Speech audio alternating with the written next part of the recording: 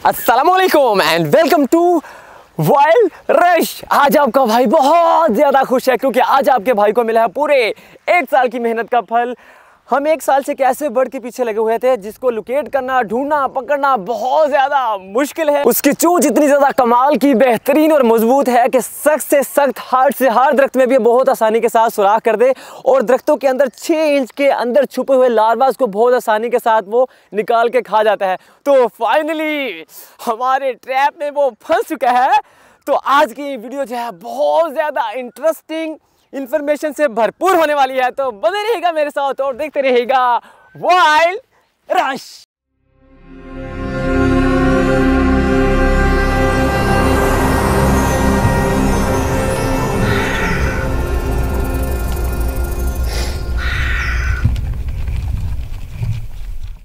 तो हमारे उस सब्जेक्ट को पकड़ने के लिए हमने इस जगह का कोई एक दरख्त नहीं छोड़ा। हमें तलाश थी एक ऐसे दरख्त की, एक ऐसी लोकेशन की जहाँ पे वो घोंसला बनाए और हम उस पर रिसर्च कर सके। तो फाइनली 1 साल की मेहनत के बाद हमें एक ऐसी लोकेशन पे नेस्ट मिल चुका जिसमें उसने अंडे दिए, अंडों से बच्चे निकले और अब वो बच्चे उड़ने के काबिल हो चुके हैं। इससे पहले कि वो घोंसला छोड़े हमने ट्रैप लगा दिया। तो फाइनली हमारे ट्रैप में वो फंस चुका है। तो मिले हमारे आज के सब्जेक्ट, हमारे आज के कंटेंट से, ब्लैक रम्प फ्लेमबैक वुडपेकर।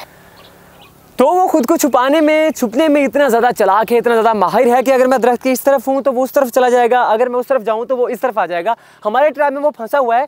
आप वो देखें, आपको उसका घोंसला, नेस्ट भी नज़र आ रहा होगा। तो अभी मैं उसको इस तरफ लेके आने की कोशिश करता हूँ।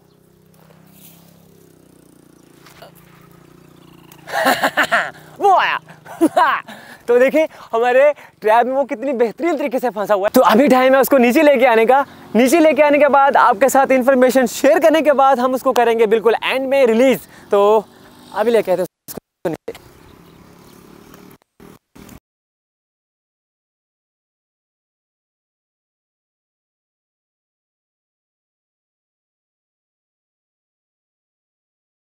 तो ये रहा हमारा आज का सब्जेक्ट, हमारा आज का कंटेंट जिसको कहते हैं ब्लैक रम्प फ्लेमबैक वुडपेकर। इसको एक अच्छी सी लोकेशन पर जाके इसकी इन्फॉर्मेशन मैं आपके साथ शेयर करता हूँ और फिर हम इसको करते हैं रिलीज। तो ये जगह बहुत परफेक्ट है हमारे आज के सब्जेक्ट की इन्फॉर्मेशन शेयर करने के लिए। थोड़ी सी इन्फॉर्मेशन जो है मैं इसको हाथ पे बिठा के दूंगा, बाकी की इन्फॉर्मेशन के लिए इसको मैं दरख्त के साथ बांध दूंगा ताकि ये इजी रहे।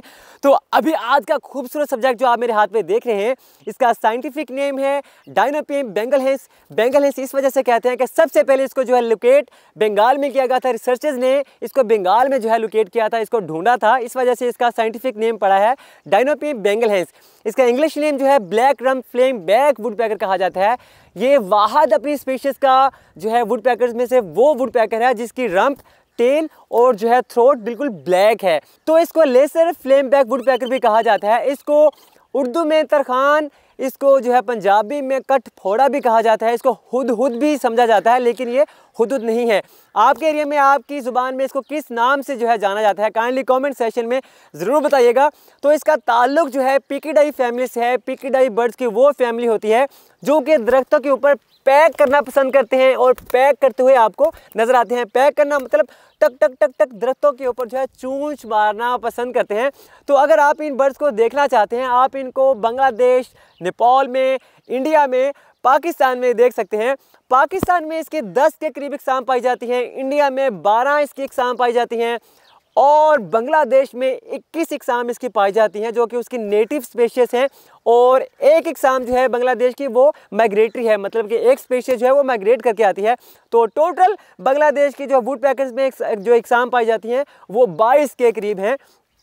तो अभी मैं इसको यहाँ पे बांध दूंगा ताकि ये खुद को रिलैक्स करे और इजी रहे। ऐसे ही ऐसे ही ऐसे ही बिल्कुल ऐसे ही बने रहना है आपने मेरे साथ, मेरे दोस्त।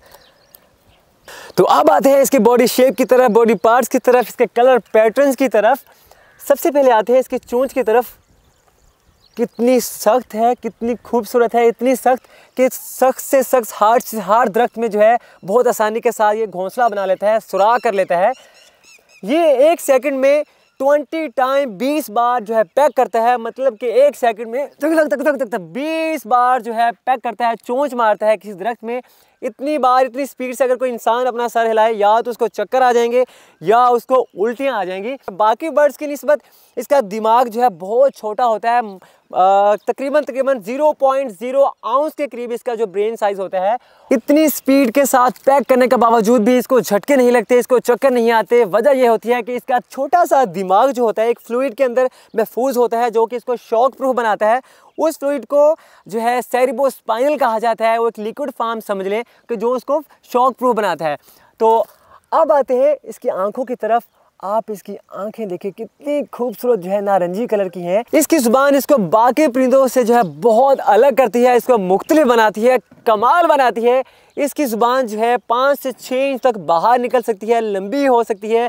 इसकी ज़ुबान इस तरह की दराड़ों में जो है जहाँ पे लार्वा छुपे होते हैं, जहाँ पे कीड़े छुपे होते हैं, ये अपनी ज़ुबान को इस स्पीड से जो है मारता है, इस स्पीड से जो है निकाल के उनके ऊपर अटैक करता है कि उसकी ज़ुबान जो है बिल्कुल उन कीड़ों के अंदर, उन लार्वा के अंदर जो है घुस जाती है और ये उसको निकाल के वापस खा लेता है। और इसके साथ बड़ी वजह इसकी ज़ुबान का फ़ायदा ये कि ये अपनी ज़ुबान को जो है बैग पे ले जाके अपने दिमाग के गिर्द जो है लिपेट लेता है, जो कि उसको एक्स्ट्रा शॉक प्रूफ बनाती है। जितना मर्जी ये पैक कर ले, जितना मर्जी ये झटके मारे, इसके दिमाग को कोई असर नहीं पड़ता। इसका दिमाग जो है, ब्रेन जो है फुली प्रोटेक्ट होता है। और मज़े की बात यह है कि इसकी ज़ुबान के नीचे जो है एक हड्डी होती है जिसको हायोइड बोन कहा जाता है। वो बोन इसकी जो है टंग को, इसकी ज़ुबान को स्ट्रेंथ देती है, ताकत देती है, इस तरह का एंगल बनाने में मदद देती है जिससे ये अपनी ज़ुबान को दिमाग के गिर्द लिपेट लेता है। और इसकी ज़ुबान जो है 2 हिस्सों में जो है तकसीम हो जाती है, बढ़ जाती है। आपको जो है आप एक तस्वीर नज़र आ रही होगी ताकि आपको आसानी के साथ समझ आए। तो इस तरह से इसकी ज़ुबान जो है इसका बेहतरीन हथियार है, इसका बेहतरीन कमाल का जो है वेपन है, जो इसको हर लिहाज से इसके ब्रेन को और इसको ताकत देता है, महफूज रखता है। आप इसके सर के ऊपर का क्रेस्ट देखें कितना खूबसूरत है। इसी क्रेस्ट की वजह से हम मेल और फीमेल की जो है पहचान कर सकते हैं। मेल की पहचान ये होती है कि इसके सर के ऊपर जब का जो क्रेस्ट होता है वो टोटली रेड होता है, उसमें किसी तरह के धब्बे नहीं होते। अभी ये देखिए रेड है, लाल है, इसमें किसी तरह के वाइट स्पॉट, वाइट धब्बे नहीं हैं। तो ये है हमारा मेल। अगर फीमेल होती तो उसका जो क्रेस्ट है ये ब्लैक होना था और उसके अंदर वाइट कलर के स्पॉट्स, वाइट कलर के जो धब्बे होने थे। मैं आपको बताऊंगा जेवेनाइल जो बच्चे, छोटे बच्चे होते हैं वो भी जो है फीमेल की तरह नज़र आते हैं, लेकिन वो थोड़े से डल होते हैं, उनका कलर जो है वो थोड़ा सा हल्का होता है। तो आप इनके पंख देखें कितने खूबसूरत हैं। अंदर से जब ये उड़ान भरते हैं, इनके उड़ान भरने का अंदाज़, पैटर्न भी बहुत कमाल का होता है। ये नॉर्मल बर्ड्स की तरह इस तरह से फ्लाई नहीं करते, ये कुछ इस तरह से रैंडमली जो है फ्लाई करते हुए जाते हैं और शोर मचाते हुए जाते हैं। इसकी टेल जो है इसको इस तरह चिपकने में, दरख्त के ऊपर स्पीड के साथ चढ़ने में, छुपने में इसका जो है बहुत साथ देती है।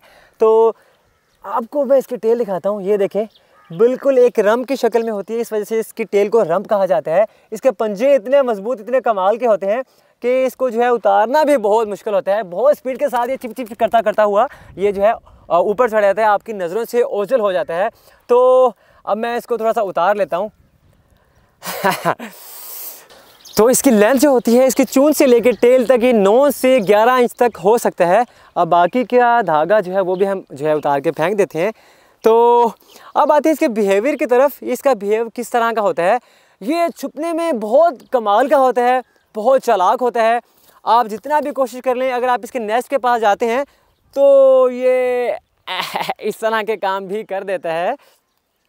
तो अगर आप इसके नेस्ट के पास जाते हैं, ये अपनी आधी चूंद जो है हमेशा अपने नेस्ट से बाहर निकाल के बैठा रहता है, आपको जो है आपको जज करने के लिए, आपको देखने के लिए। तो जैसे आप इसके नेस्ट के पास आते हैं, आप वहाँ पे भी होंगे 5 फुट 10 फुट दूर भी होंगे तो ये उड़ जाएगा। अगर बाय चांस रात में, दिन में आप इसके घोंसले के पास आ गए, आपने इसके जो है दरख्त के साथ जहाँ पे इसने घोंसला बनाया हुआ है, आपने वहाँ पे हाथ लगा लिया, तो आपके हाथ लगाने के शोर से ये उड़ के उड़नचू हो जाएगा, भाग जाएगा। तो ये आपको हमेशा ग्रुप्स में नज़र आएंगे, हमेशा पेड़ में नज़र आएंगे। अगर आपको किसी एक दरख्त के ऊपर एक नज़र आया है तो उसका मतलब ये है या तो उस दरख्त की टॉप पे आप दूसरा जो है बैठा होगा, या उसके आसपास वाले दरख्त पे 2 या 2 से ज़्यादा वुड पैकर्स भी बैठे हुए हो सकते हैं। ये जो है फीमेल्स को इंटरेक्ट करने के लिए हमेशा जो है दरख्तों के ऊपर एक पैटर्न बनाते रहते हैं। उन पैटर्न्स की रिसर्चर्स को आज तक समझ में नहीं आई कि इनका क्या मतलब है, लेकिन इतना श्योर है, इतना कंफर्म है कि ये फीमेल को एक सिग्नल देते हैं। हर दरख्त के ऊपर एक ख़ास तरह का पैटर्न बनाते हैं जो कि सिर्फ फीमेल को समझ में आता है ये पैटर्न कुछ इस तरह से होता है फीमेल्स को ये बताने के लिए कि जान मैं आपको फलाना दरख्त पे जो है मिलूँगा। तो फीमेल्स जो है इस बात को नोट करती है, जिस मेल का पैटर्न खूबसूरत होगा, जिस जो है मेल का घोंसला जो है परफेक्ट होगा, ये उसके साथ फिर जो है फीमेल ब्रीड करती है। तो इनको एक खूबसूरत घोंसला बनाने में तकरीबन कम से कम 3 से 4 हफ्ते लगते हैं। घोंसला बनाते वक्त हर चीज़ का ख्याल रखा जाता है, शिकारियों से महफूज रहना है इस चीज़ का ख्याल रखा जाता है, बारिश से बचना है इस चीज़ का ख्याल रखा जाता है। तो घोंसले का पैटर्न जो है, घोंसला जो है हमेशा उस जगह पे बनाया जाता है जहाँ पे रोशनी ना पड़े, ये जो है आने जाने वाली हर चीज़ पे नज़र रख सके।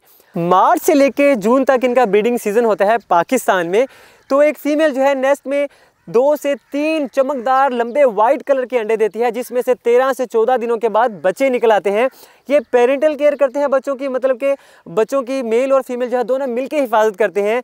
तो अंडों से निकलने वाले वो बच्चे 4 हफ्तों के बाद अपना घोंसला छोड़ने के लिए बिल्कुल तैयार होते हैं। ये बच्चों को शिकार करने का तरीका बताते हैं, किस तरह से सर्वाइव करना है, किस तरह से उड़ान भरनी है, हर तरह के बेहतरीन तरीके जो है बच्चों को सिखाते हैं। तो अब आते हैं इनकी डाइट की तरफ, इनकी खुराक की तरफ। ये लार्वास को खाना बहुत पसंद करते हैं, कीड़े मकोड़ों को, वर्म्स को, बीटल्स को, जो टिड्डे होते हैं उनको खाना बहुत पसंद करते हैं। कभी कभी नेक्टर जो फलों के जूस वगैरह होते हैं, फलों का रस वगैरह, उनको भी पी लेते हैं और बीज भी कभी कभी खा लेते हैं, लेकिन ज़्यादा शौक से ये लार्वास को और कीड़ों मकोड़ों को खाना पसंद करते हैं। तो इनके लाइफ टाइम की बात करें, 4 से 11 साल तक इनका लाइफ स्पैन होता है। इनको ज़्यादा दूसरे शिकारियों से प्रॉब्लम कम होती है, लेकिन जो मैना होती है, कॉमन मैना जिसको लाली शारख कहा जाता है, वो इनके ब्रीडिंग सीजन को बहुत ज़्यादा डिस्टर्ब करती है। जब ये घोंसला बनाते हैं तो वो कॉमन मैना जो होती है इनके घोंसलों के ऊपर कब्जा कर लेती है, इनके अंडों को तोड़ देती है, खा जाती है, क्योंकि जो मैना होती है वो एक पैरासाइटिक बर्ड है जो कि इनके ब्रीडिंग सीजन को डिस्टर्ब करती है। इसके अलावा स्नेक्स हो गए, इनके घोंसलों में घुस जाते हैं, इनके बच्चों को खा लेते हैं, इनके अंडों को खा लेते हैं। और मॉनिटर लिजर्ड जो है दरख्तों के ऊपर चढ़ के इनके घोंसलों के ऊपर कब्जा कर लेती है, लंबी जुबान निकाल के इनके अंडों को या कभी कभी इनको भी खा लेती है। तो ये लीस्ट कंसर्न जो है बर्ड है, मतलब कि इनकी तादाद को कोई ख़तरा नहीं है। लेकिन जैसे जैसे हम जो है तरक्की कर रहे हैं, हम दरख्तों को काट रहे हैं, इनके घोंसलों को तबाह कर रहे हैं, तो इनकी तादाद पे जो है अब फ़र्क पड़ना शुरू हो गया है, इनकी तादाद को अब ख़तरा होना शुरू हो गया है। तो हमने दरख्तों को बचाना है, हमने इस तरह की खूबसूरत क्रीचर्स को बचाना है। तो ये थी black drum flame back woodpecker के बारे में, लेसर फ्लेम बैक वुडपेकर के बारे में, तरखान के बारे में, कटफोड़ के बारे में शॉर्ट सी ऑथेंटिक इन्फॉर्मेशन। अब इसको ज़्यादा तंग नहीं करेंगे, अब टाइम है इसको रिलीज़ करने का, आज़ाद करने का। लेकिन आज़ाद करने से पहले एक पप्पी तो बनती है। मिलते हैं किसी और वीडियो में किसी और रेप्टाइल, एनिमल, इंसेक्ट या बर्ड के साथ। देखते रहिएगा वाइल्ड रश। अब करते हैं इसको रिलीज, लेकिन रिलीज करने से पहले एक पप्पी बनती है। मैं आपको बताऊं कि आपने इससे अपनी आंख बचा के रखनी है। अगर आपकी आंख में लगा तो आपकी आंख गई। Bye bye. 1 2 वो चिपक गया। Bye bye.